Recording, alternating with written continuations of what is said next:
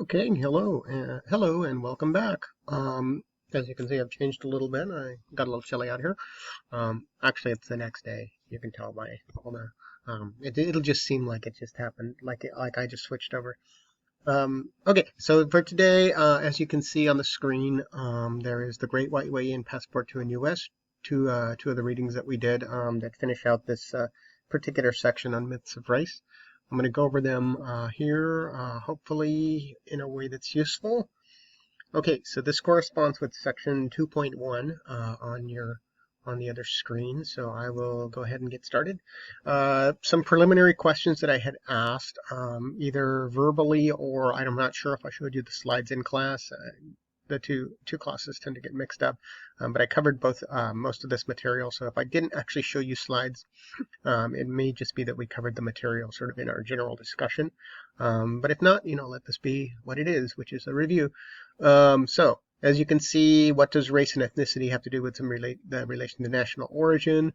Definitions of nationhood, race. It's just sort of my way of combining some of the material that we were talking about during the first week of this, and then trying to show you kind of how things were forming in terms of sort of a little web. Everything was starting to connect, at least in my mind. So I thought I'd give you these questions initially, just so that they put you in a frame of mind to understand how those connections were being made. Especially I made a particular effort to identify that idea of nationhood and race in as a historical categorization, because those two things in our country, nationhood and race, white people, underprivileged people, advantaged people, all of that stuff is mixed up a little bit right now. And so I wanted to make sure that you understood that I know that there's a difference between a nation and a race. But historically, those distinctions were pretty clear, and now they seem to be a little bit more mixed up together in terms of the questions that we're studying on the myth of race, at least from the Western or American perspective. Okay, so as you can see, I then moved on to the Dickerson stuff, which is a rating that I have used in the past in my 300 class, or your 300 class, depending on which class I'm speaking to. But Dickerson, which is the Great White Way, this is a breakdown of just different highlights that I thought were helpful in understanding the piece itself. I think for the most part, this particular essay is I use more of as a way of allowing somebody to show the perspective of a historical understanding of how race worked within the 20th century. Obviously, it's a little limited in the sense that it does have a perspective, right? The argument is an opinion, and so it looks through the lens of something very particular. In this case, how race is sort of a shifting category, right? So every bit of information that gets introduced has that lens that it's looking through. So understand, right? That's understood. But it doesn't make it any less important, right? It makes it actually maybe more important, because this is not a lens that history is traditionally likely to be viewed through historically, right?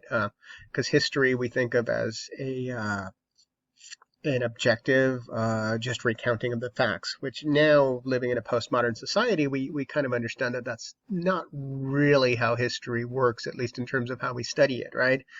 There's a lot of marginalized stories that don't get told.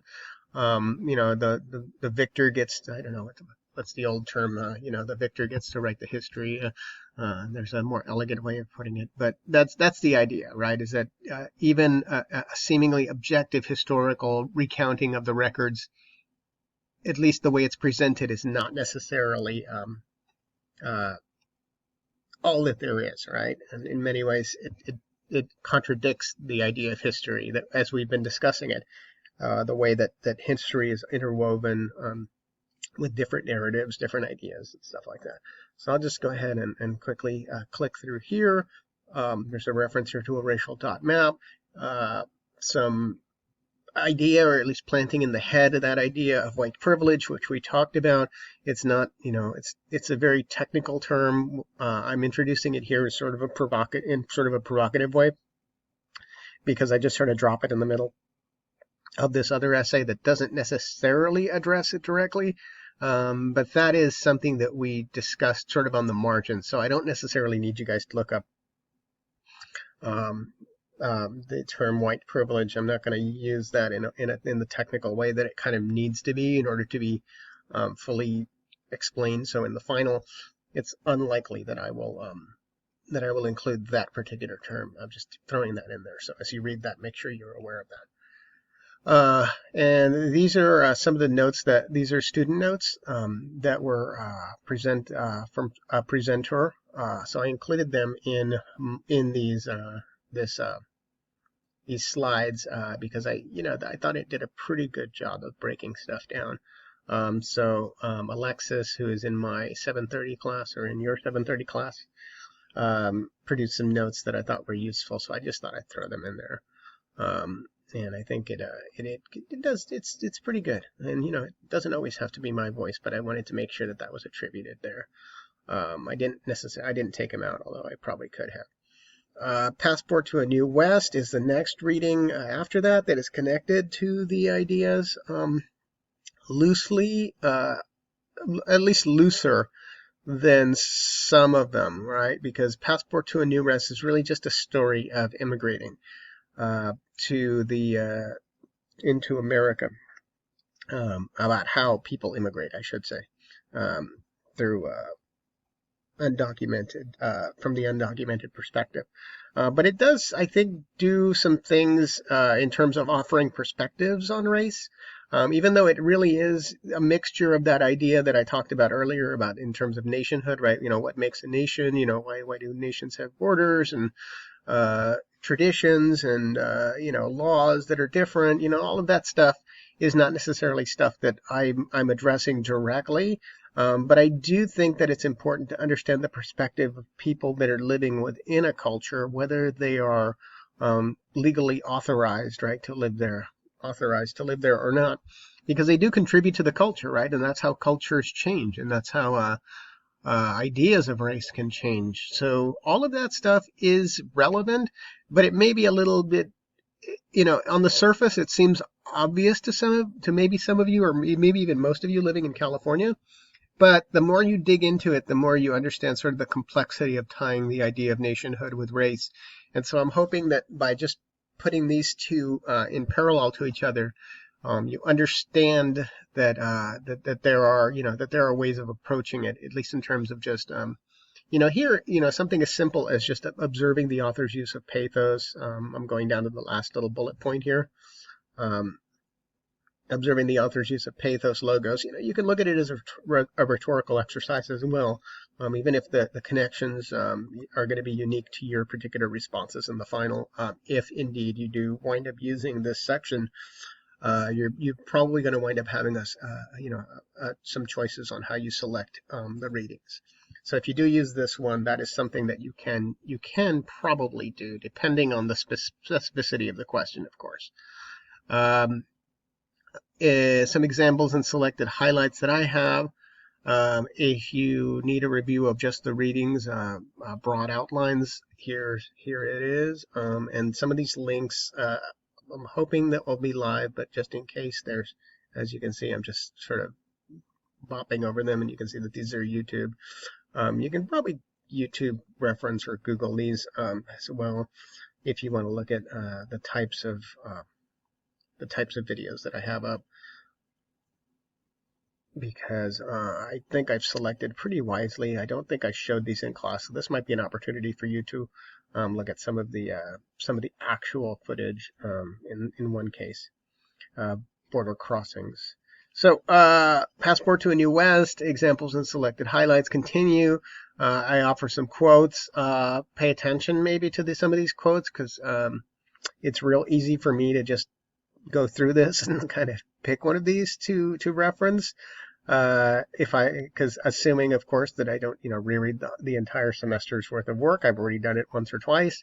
So I'm likely to go back to this and just see kind of what I pointed out. And it reminds me about what I'm holding you responsible for. So take a look. Let me see if there's anything else that really needs to be explained down at the bottom. The active empire building, we define ourselves by what we are not. Aha, that should ring a bell, right? With some other stuff that we've been talking about, at least in terms of, I covered post-colonialism a little bit.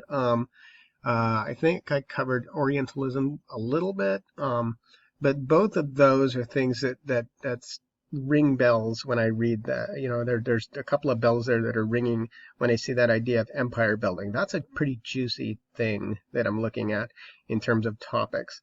So it's possible that I could want to do something with that. I don't know if I did I'm trying to remember the question that actually I did construct that relates to that. Obviously, I can't tell you, but the idea of empire building and empire and definitions of nationhood and all that stuff, all of those things are good mindsets to be in, which is why I'm saying it out loud now, right? Because I want you guys to think about that at least, along with all the other stuff that I've told you to think about, right? So hopefully that gives you an insight into how you should be looking at these particular slides and giving you some idea of how to approach some of the topics. So I'm going to go ahead and take a couple of notes here, and then we will continue with the next section pretty soon, culture and subculture, and that would correspond to the 3.0 and 3.1 that I'm going to be releasing likely at the end here. Okay, I'll talk to you in just a few.